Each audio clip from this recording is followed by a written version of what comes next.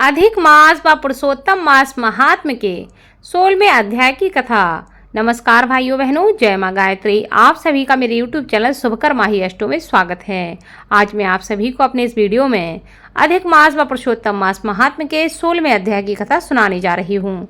आप सभी से अनुरोध है, अगर आप मेरे चैनल पर पहली बार आए हैं तो प्लीज़ हमारे चैनल को सब्सक्राइब, वीडियो को लाइक और वीडियो को ज़्यादा से ज़्यादा शेयर अवश्य करें, ताकि आपके साथ साथ आपके अपने भी इस कथा का लाभ ले सकें और भगवान लक्ष्मी नारायण की कृपा आपके साथ, आपके घर परिवार पर हमेशा बनी रहे।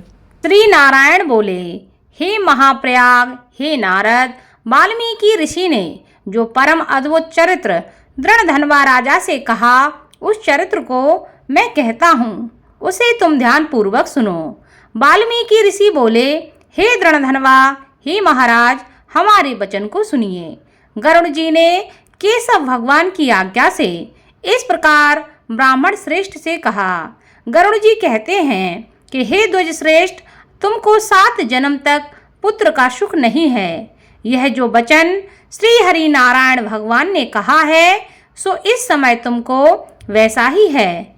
फिर भी कृपा से स्वामी की आज्ञा पाकर मैं तुमको पुत्र दूंगा। हे तपोधन, हमारे अंश से तुमको पुत्र होगा, जिस पुत्र से गोमती के साथ तुम मनोरथ को प्राप्त करोगे। लेकिन उस पुत्र से होने वाला दुख तुम दोनों को अवश्य होगा। हे ब्राह्मण, तुम धन्य हो जो तुम्हारी बुद्धि हरि भगवान में लगी हुई है। हरि भक्ति सकाम हो अथवा निष्काम हो, हरि भगवान को दोनों ही प्रिय है। मनुष्यों का शरीर जल के बुलबुल की तरह समान क्षण में नाश होने वाला है। उस शरीर को प्राप्त कर जो हृदय में श्री हरि के चरणों का चिंतन करता है, वह व्यक्ति धन्य है। इस अत्यंत दुस्तर संसार से तारने वाले श्री हरि भगवान के अलावा दूसरा और कोई नहीं है। यह हरि भगवान की ही कृपा से मैंने तुमको पुत्र दिया है। मन में श्री हरि का धारण कर सुखपूर्वक विचारों और उदासीन भाव से संसार के सुखों को भोगो। वाल्मीकि ऋषि बोले, गोमती और सुदेव दोनों स्त्री पुरुष के देखते देखते उत्तम वर को देखकर उसी समय गरुड़ पर सवार होकर भगवान श्री नारायण शीघ्र ही बैकुंठ को चले गए। सुदेव शर्मा भी स्त्री के साथ अपने मन के अनुसार पुत्र रूप वर को पाकर अपने घर को आया और उत्तम गृहस्थाश्रम के सुख को भोगने लगा। कुछ समय बीतने के बाद गोमती का गर्भ रहा और 10वें महीने को प्राप्त होने पर गर्भ पूर्ण हुआ। प्रसूति काल आने पर गोमती ने उत्तम पुत्र पैदा किया और पुत्र के होने पर सुदेव शर्मा बहुत प्रसन्न हुआ। श्रेष्ठ ब्राह्मणों को बुलाकर जात कर्म संस्कार किया और अच्छी तरह स्नान करके ब्राह्मण श्रेष्ठ सुदेव शर्मा ने उन ब्राह्मणों को दान दिया।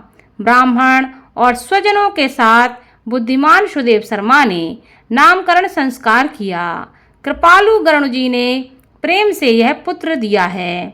शरतकालीन चंद्रमा के समान उदय को प्राप्त तेजस्वी यह शुक के सदृश्य है, इसलिए मेरा यह प्रिय पुत्र शुकदेव नाम वाला हो। माता के मन को आनंद देने वाला वह पुत्र पिता के मनोरथों के साथ शुक्ल पक्ष के चंद्रमा के समान बढ़ने लगा। पिता ने हर्ष के साथ उपनयन संस्कार करवाया, गायत्री मंत्र का उपदेश किया। बाद में वह बालक वेदारंभ संस्कार को प्राप्त कर ब्रह्मचर्य व्रत में स्थित हुआ। उस ब्रह्मचर्य के तेज से युक्त बालक साक्षात सूर्य के समान शोभित हुआ। बुद्धि सागर उस बालक ने वेद का अध्ययन प्रारंभ किया। उस गुरु वत्सल बालक ने सद्बुद्धि से अपने गुरु को प्रसन्न करके और गुरु के एक बार कहने मात्र से समस्त विद्या को प्राप्त किया।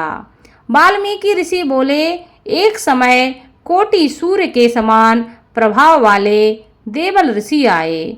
उनको देखकर हर्ष से सुदेव शर्मा ने दंडवत प्रणाम किया। अर्घ्यपाद आदि से विधि पूर्वक उन देवल मुनि की पूजा की और महात्मा देवल के लिए आसन दिया। अति तेजस्वी देव दर्शन देवल ऋषि उस आसन पर बैठ गए। बाद में अपने चरणों पर बालक को गिरे हुए देखकर देवल ऋषि कहने लगे। देवल ऋषि बोले, अहो हे सुदेव, तुम धन्य हो। तुम्हारे ऊपर भगवान प्रसन्न हुए, क्योंकि तुमने दुर्लभ सुंदर श्रेष्ठ पुत्र को प्राप्त किया है। ऐसा विनीत, बुद्धिमान, बोलने में चतुर, वेद पाठी और शीलवान पुत्र कहीं भी किसी के यहाँ नहीं देखा। हे पुत्र, यहाँ आओ। तुम्हारे हाथ में यह कौतुक क्या देखता हूँ। सुंदर छत्र, 2 चामर, यवरेखा के साथ कमल, जानू तक लटकने वाले हाथी के सूंड के समान ये तुम्हारे हाथ, कान तक फैले हुए विशाल लाल नेत्र, शरीर गोल आकार का, ली से युक्त पेट। इस प्रकार उस बालक के विषय में कहकर उस ब्राह्मण ने उत्कंठित देख कर देवल ऋषि फिर बोले, अहो सुदेव, यह तुम्हारा लड़का गुणों का समुद्र है। कंधा और कोख का संधि स्थान गुण है। शंख के समान उतार चढ़ाव युक्त गला वाला, चिक्कड़ टेढ़े सिर के बाल वाला, ऊंची छाती, लंबी गर्दन, बराबर कान, बैल के समान कंधा। इस तरह समस्त लक्षणों से युक्त यह पुत्र श्रेष्ठ भाग्य का निधि है। एक ही बहुत बड़ा दोष है जिससे सब व्यर्थ हो गया। इस प्रकार कहकर सिर कांपते हुए दीर्घ श्वास लेकर देवल मुनि बोले, प्रथम आयु की परीक्षा करना, बाद में लक्षणों को कहना चाहिए। आयु से हीन बालक के लक्षणों से क्या प्रयोजन है। हे सुदेव, यह तुम्हारा लड़का 12वें वर्ष में डूब कर मर जाएगा।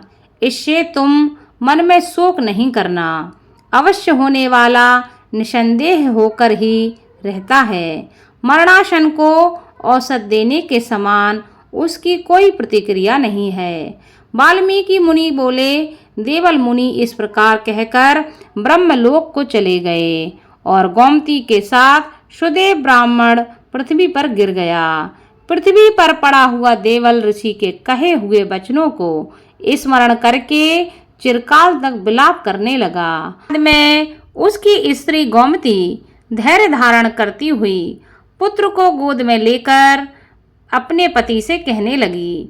गोमती बोली, हे द्विजराज, होने वाली वस्तु में भय नहीं करना चाहिए। जो नहीं होने वाला है वह कभी नहीं होगा, और जो होने वाला है वह होकर ही रहेगा। क्या राजा नल, रामचंद्र और युधिष्ठिर दुख को प्राप्त नहीं हुए? राजा बलि भी बंधन को प्राप्त हुआ। यादवों का नाश हुआ। नयाक्ष का वध हुआ। वृतासुर की भी मृत्यु हुई। सहस्त्रार्जुन का भी सिर काटा गया। रावण के भी उसी तरह सिर काटे गए। मुनि श्रेष्ठ, भगवान रामचंद्र भी वन में जानकी के विरह को प्राप्त हुए। राजा परीक्षित भी ब्राह्मण से मृत्यु को प्राप्त हुए। हे मुनीश्वर, इस प्रकार जो होने वाला है वह अवश्य होता है। इसलिए हे नाथ, उठिए और सनातन श्री हरि नारायण का भजन करिए, जो समस्त जीवों के रक्षक हैं और मोक्ष को देने वाले हैं। वाल्मीकि ऋषि बोले, इस प्रकार सुदेव शर्मा ने अपनी स्त्री गोमती के वचन को सुनकर स्वस्थ हो हृदय में श्री हरि नारायण के चरणों का ध्यान करके पुत्र से होने वाले शोक को जल्दी ही त्याग दिया। इति श्री ब्रह्म नारदीय पुराणे पुरुषोत्तम मास महात्म्ये 16 अध्याय संपूर्णम। आगे की कथा आपको अगले अध्याय में सुनने को मिलेगी। धन्यवाद।